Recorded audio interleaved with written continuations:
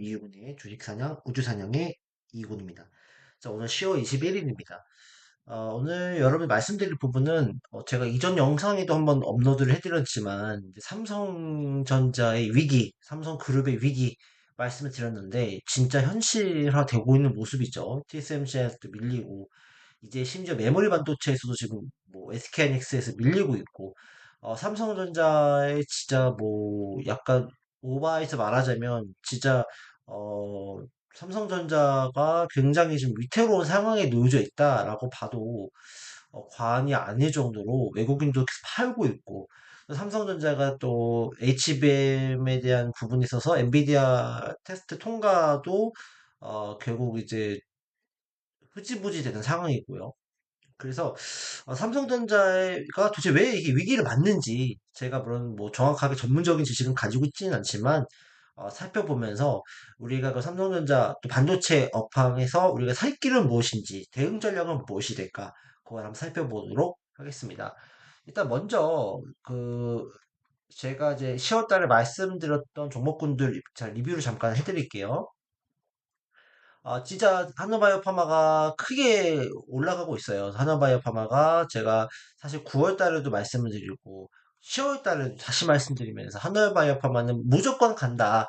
또 제가 추천드립니다라고 했는데 오늘 또다시 신고가更신하면서 5만 원 앞까지 도달했습니다.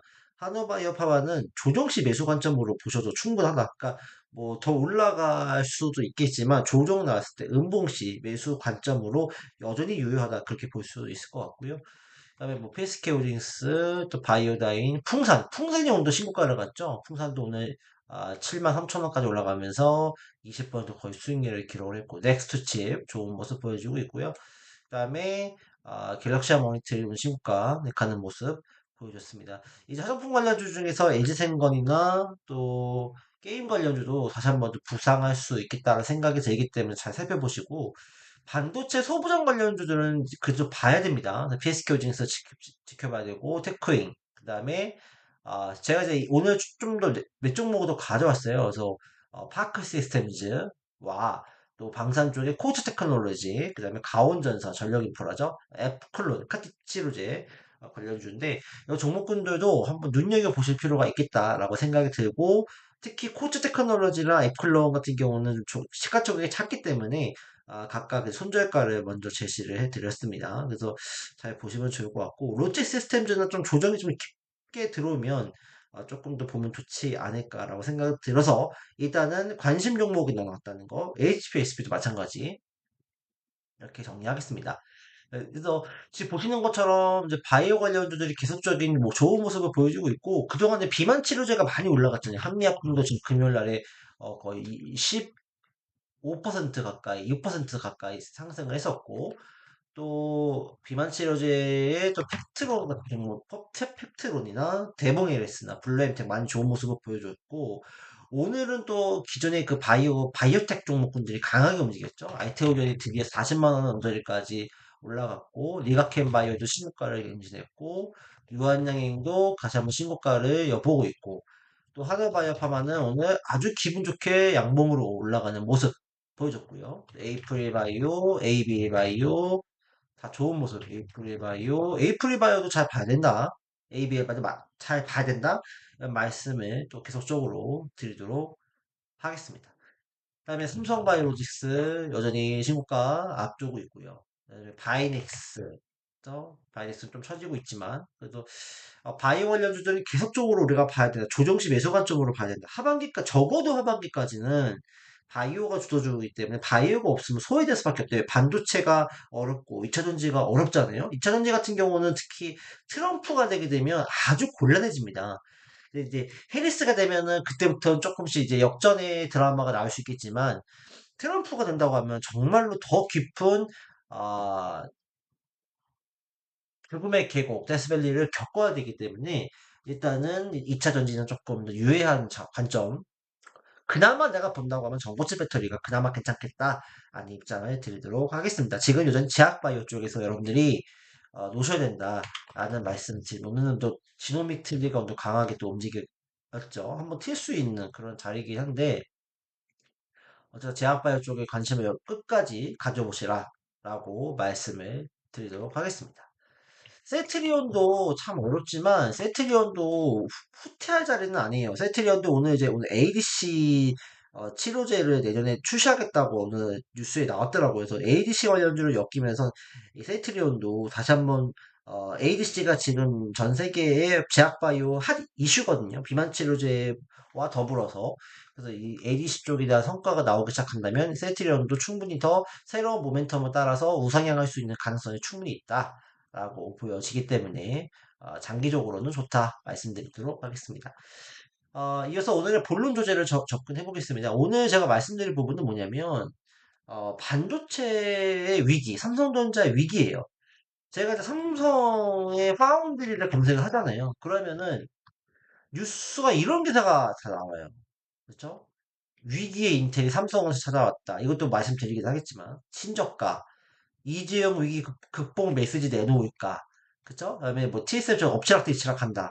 그다음에 또 혁신을 왜 멈췄나? LSI 인력도 메모리행. 또 삼성 어쩌나?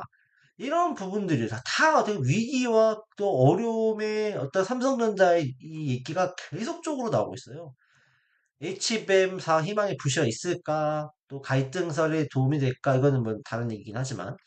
그래서 진짜 삼성전자가 지금 위기다. SK하이닉스도 떨어지긴 하지만 SK하이닉스는 그래도 어떤 기조효과에 대한 반등, 기술적 반등이 나올 수 있는 부분이긴 한데 삼성전자는 지금 주가만 봐도 아시겠지만 삼성전자는 주구장창 빠지고 있잖아요. 그죠? 삼성전자는 그냥 주구장창 빠지고 있죠. SK하이닉스는 그래도 중간에서 반등은 멈춰줬어요. 이렇게 하락을 멈춰주면서 장기 이평선 240에서는 나름 지켜주려고 노력을 했지만 삼성전자는 240에서는 그냥 하향없이 무너뜨리고 저 밑으로 내리고 꽂고 있거든요. 그래서 삼성전자 도대체 어떻게 해야 되냐 이런 말씀을 좀 드리고 싶어요. 삼성전자의 오늘 뉴스를 쭉 보면서 눈에 띄는 기사가 뭐였냐면 이 기사였던 것 같아요. 오늘 그 권석준 교수님이라는 분인데 이분이 이제 반도체 삼국지라는 책을 쓴 분이에요. 반도체가 삼국지, 그러니까 한중일의 반도체 역사를 이제 열거하시며 하면서 일본이 왜 어렵게 됐는지. 일본도 예전에 80년대, 90년대는 반도체 강국이었잖아요. 근데 지금 어려워졌잖아요. 지금 물론 이제 다시 부흥을 하려고 하지만 우리나라가 결국 이 일본의 길을 따라가고 있다라는 얘기가 거의 핵심이라고 봐야 될 것 같아요. 그래서 이분이 주장하는 얘기가 또 의미 있는 얘기가 뭐냐. 결국에는 이 HBM에 대한 이 수요를 대응하지 못했다는 거예요. 그러니까 SK하이닉스는 HBM에 대한 이 중요성을 알았고, 중요성을 인지를 했고, 삼성 같은 경우는 중요할 수는 있다라고 판단했지만 결국에는 키우지 못했어요. HBM을 더욱더 키워서 상용화해야 되겠다는 게 아니었단 말이죠. 그러니까 이게 결국 이제 갈랐던 건데 삼성전자가 도대체 왜 그럴 수밖에 없었느냐라는 거죠. SK하이닉스 삼성전자 차이가 뭐냐? 삼성전자는 메모리 강자죠. 다만 이 메모리 반도체라는 거는 어쨌든 간에 뭐 슈퍼사이클이 오든 아니면 뭐 겨울이 오든 어쨌든 간 공급을 왔다 갔다 줄이면서 제어할 수가 있어요. 공급을, 만약 슈퍼사이클에는 또 공급을 막 주면서 많이 팔 수 있도록 해서 매출을 증대시키면 되지만, 또 만약에 위기가 오게 되면 메모리 반도체에 대한 제작을 줄여나가면서 결국에는 이제 공급을 의도적으로 축소시키고 결국 수요가 공급을 앞질러 갈 수 있게끔 만들어주면서 어떤 가격 경쟁, 단가 조정을 할 수가 있다는 거거든요. 근데 HBM은 그러지 못하다는 거예요. 고대역폭 메모리. 이거는 안 된다는 거예요. 왜냐면 이거는 뭐 철저하게 고객 맞춤형이거든요. 특히 팹리스, 엔비디아를 비롯한 이 팹리스 업체들의 어떻게 보면은 전용 반도체예요. AI 전용 반도체. 그렇기 때문에 삼성은 메모리를 만드는 데는 강자지만 HBM이라고 하는 고대역, 더 고성능의 반도체면서 또 엔비디아나 또는 기타 팹리스 업체들이 추구할 수 있는 그런 맞춤형 반도체를 못 만들었다는 거예요. 이게 바로 한계예요. 중요도를 SK하이닉스는 인지를 했었고 삼성도 인지를 했지만 그걸 키우지 않았어요. 다른 걸로 키웠지. 뭐 페이시라고 하는 뭐 이런 쪽에 대한 어 공정을 키워냈잖아요. 그러니까 그런 것들의 차이가 있었고 또 엔비디아 이슈로 인해서 AI 반도체가 성장할 때 SK하이닉스는 맞춤형 제작을 할 수 있도록 만들었지만 삼성은 그렇게까지 하지도 않았어요. 그리고 그렇게 할 수밖에 없던 이유가 뭐냐면 결국에는 이제 관료가 됐기 때문이죠. 삼성전자도 어느 정도 이 사업 구조가 안정화가 되기 때문에 관료가 되니까 혁신성이 떨어지는 거예요. 그러다 보니까 그냥 책임 회피, 그러니까 관료가 되다 보니까 결국에는 내가 이걸 만약에 성과를 내면 다행인데 성과를 못 내게 되면 나한테 책임이 전가가 될 거잖아요. 그러면 당연히 이 책임에 대해서 소재를 내가 물어야 되는 입장인데 누가 좋아하겠어요? 나는 여기서 책임만 회피하고 있으면은 나는 저절로 임직원 다 해서 내가 좋은 명예를 가지고 나올 수 있는데 여기서 누가 이거를 하겠냐는 거죠. 혁신성을 이끌어내기 위해서 창조적 파괴를 할 수 있는 여건들이 갖춰져 있지 않다는 거죠. 그게 바로 삼성전자의 위기라는 겁니다. 삼성전자의 위기다는 거죠. 그래서 여기 나왔지만 여기 나와 있어요. 삼성전자는 이게 치킨 게임으로 가격을 낮춰 장악할 수 있는 범용 메모리 반도체였던 거예요. 근데 이 AI 메모리였던 HBM은 이거는 뭐예요? 고객사 중심이에요. 수요자 중심이, 엔비디아 중심이라는 거죠. 그러니까 SK하이닉스는 그 고객의 요구사항을 다 맞춰가며 만들어줬기 때문에 엔비디아의 HBM 독점 납품이 가능했던 거죠. 근데 삼성전자는 뭐예요? 중요성은 알았지만 일단 결정을 수정하는 데 있어서 HBM이 중요하지만 우리는 HBM을 키우지 않을 거라고 했던 부분에 대한 결정을 수정하는데 많은 시간이 걸린 거. 왜? 이미 조직이 관료가 되고 너무나도 이 사업 구조, 이 조직이 커지다 보니까 비대해지다 보니까 그 수정을 하는 데까지 시간이 많이 걸리는 거예요. 지금 4차 산업혁명은 시간이 금이잖아요.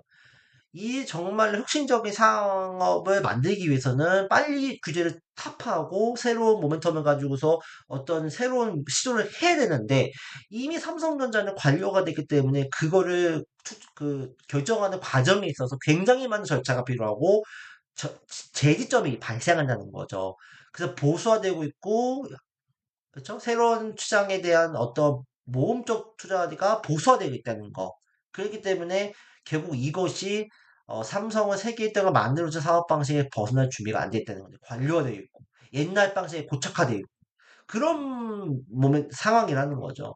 그래서 이런 부분에 있어서도 이게 예전에 디램에 대한 문제가 발생했을 때도 효과적으로 적극적으로 해결하려는 게 아니라 결국에는 이거를 숨기려고 하는 부분들 이런 부분 때문에 결국 HBM이나 새로운 사업 명령에서도 그런 메모리에서 발생한 문제들이 고스란히 이어져 왔다라는 거죠. 그러면 결과적으로 이러다 보면 결국 일본의 전철을 밟을 수도 있지 않을까라고 하는 부분입니다.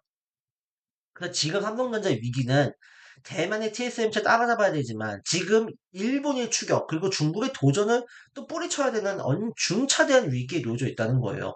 삼성전자가 2017년만 18년 그때만 해도 초격차 전략이라고 했던 전략을 썼는데 지금 그게 도대체 어디로 갔는지 알 수가 없네요.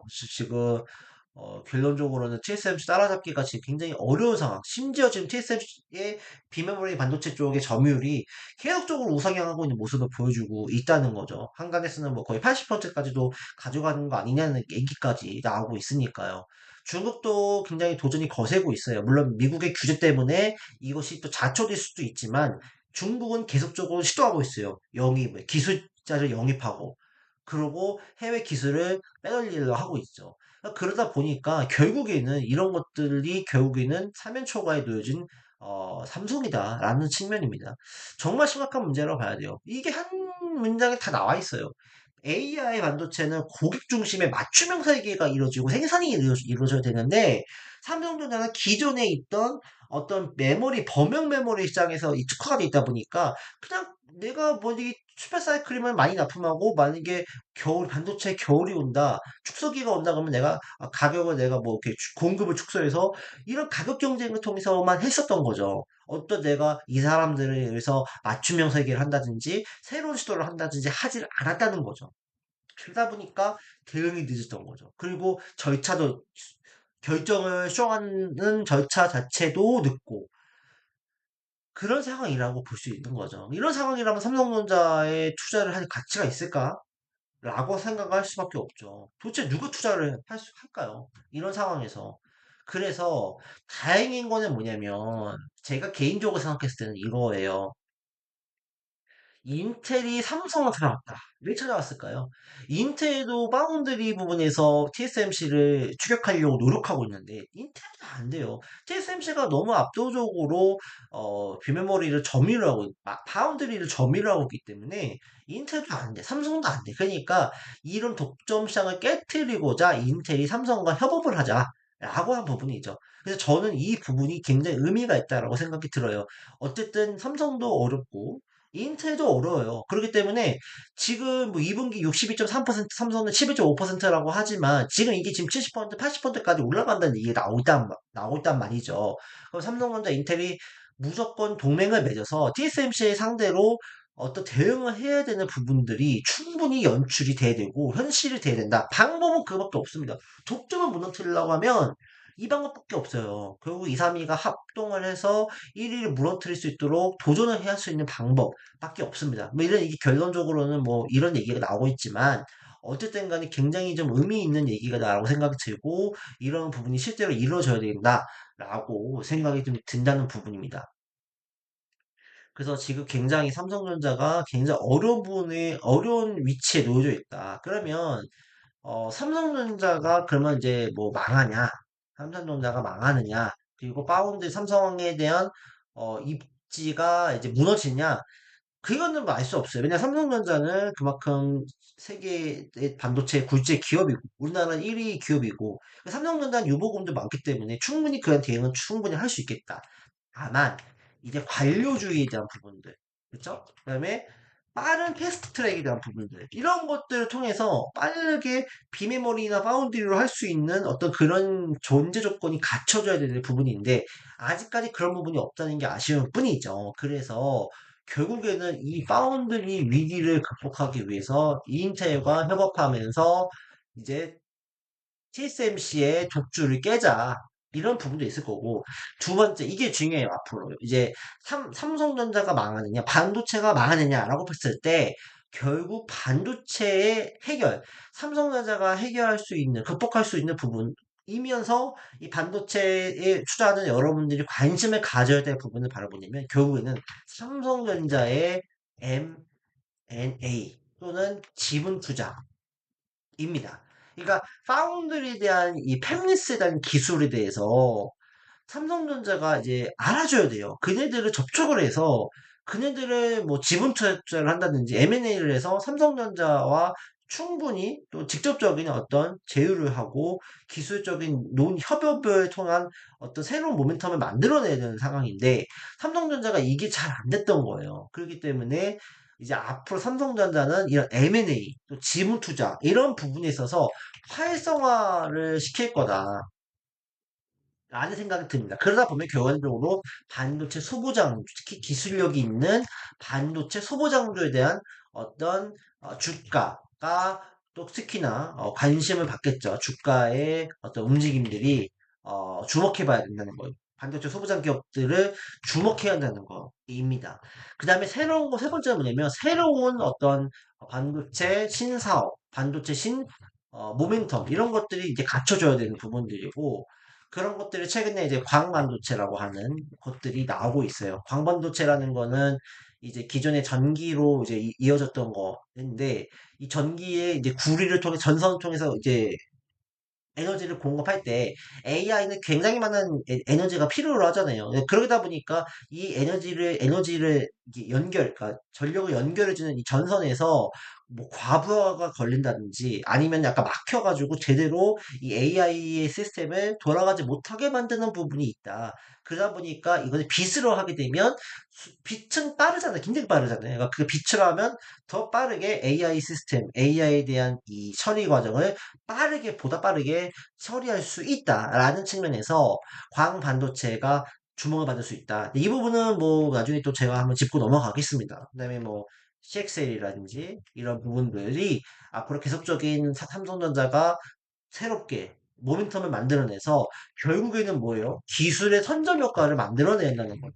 그리고 TSMC보다 더 좋은 어떤 이 공정이라든지 또 기술이라든지 이런 것들이 선점을 시켜야 어쨌든 간에 패밀리스 업체들이 삼성전자를 택할 수 있는 부분들이다. 앞으로 그런 부분들이 좀 예상이 됩니다.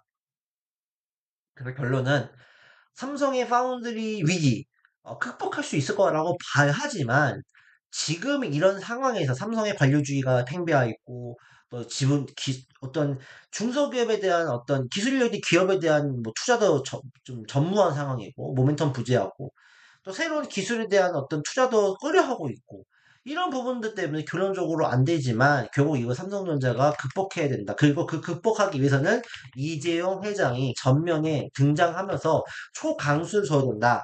이거는 예전에 이제 전 회장이었던 이건희 회장이 1994년인가 1년인가요? 그때 프랑크푸르트 선언을 통해서 삼성 대변혁해야 된다라고 언급한 것처럼 이재용 회장이 전면에 나서서 공격적으로 과감하게 투자를 하고 전면에 나서서 자기가 책임을 져야 되는 그런 상황으로 드러내야 이 위기가 극복이 될 수 있겠다는 생각이 듭니다. 그래서 앞으로 이 삼성전자의 위기 극복할 수 있을 것 같아요. 하지만 그 과정을 여러분들이 이거 잘 보셔야 될 것 같고 그러면 결국 삼성전자의 위기를 극복하는 거를 투자하는 것보다 즉 삼성전자를 투자하는 것보다는 삼성전자가 이 위기를 극복하기 위해서 그쵸? 이 삼성전자가 투자 포인트는 뭐예요?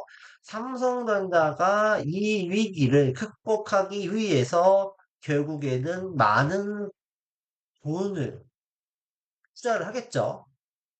그래서 그 투자 받을 기업들이 뭐가 있을까? 즉, 기술력이 있는 기업들이 있을까? 이걸 딱 체크하셔야 돼요. 그럼 우리는 어디야? 여기에 투자할, 투자할 수 있도록 해야 된다는 거죠. 예를 들어서 옛날에 이제 뭐 YIK라고 했고 지금 YC도 어 그 후공정 관련해서 삼성전자가 2020년에 지분 투자를 단행을 하고 결국 그로부터 주가가 한 4배 이상 올랐잖아요. 그러니까 그런 삼성전자가 투자할 수 있는 기업, 지분 투자할 수 있는 기업, M&A 할 수 있는 기업, 인수할 수 있는 기업, 요거를 우리가 발굴해야 되는 게 우리의 포인트다. 그리고 반도체에 투자하실 분들은 삼성전자가 아니라, 물론 내가 돈이 많다, 100억 이상 되면 삼성전자 하십시오. 근데 그렇지 않다면, 우리 뭐 해야 된다? 반도체 소부장을 발굴하자. 그리고 가격이 많이 떨어졌기 때문에 가격 메리트가 충분히 있어요. 그래서 지금도 반도체 쪽을 모아가는 건 나쁘지 않지만, 특히 기술력이 있고 삼성전자가 찜할 수 있는 기업을 발굴하자라는 말씀을 드리도록 하겠습니다. 그래서 뭐 이 부분은 제가 나중에 또 좀 더 체크해서 또 말씀드리도록 하겠지만 삼성전자보다 삼성전자가 투자할 수 있는 소부장 기업들을 다시 한번 예측하자. 그게 바로 반도체 투자의 포인트다. 네, 그렇게 말씀을 드릴 수 있을 것 같습니다. 좀 무거운 주제인데, 어쨌든 삼성전자이기 때문에 결국에는 잘 해결해 나갈 수 있을 거라 생각은 듭니다. 하지만, 마지막 한마디만 할게요. 대우나 진짜 뭐 여러 가지 있는 국제 대기업들 결국에 어떻게 됐습니까? 물론 IMF라는 위기로 인해서 결국 붕괴됐잖아요. 무너졌잖아요. 그러니까 삼성전자도 우리나라의 1등 기업이지만 결국 삼성전자도 어떻게 될지 모릅니다. 그러니까 우리가 삼성전자의 행보에 대해서 더욱더 관심을 가지고 주목해 볼 필요는 있겠다라는 생각이 드니까 참고해 주시면 좋을 것 같습니다.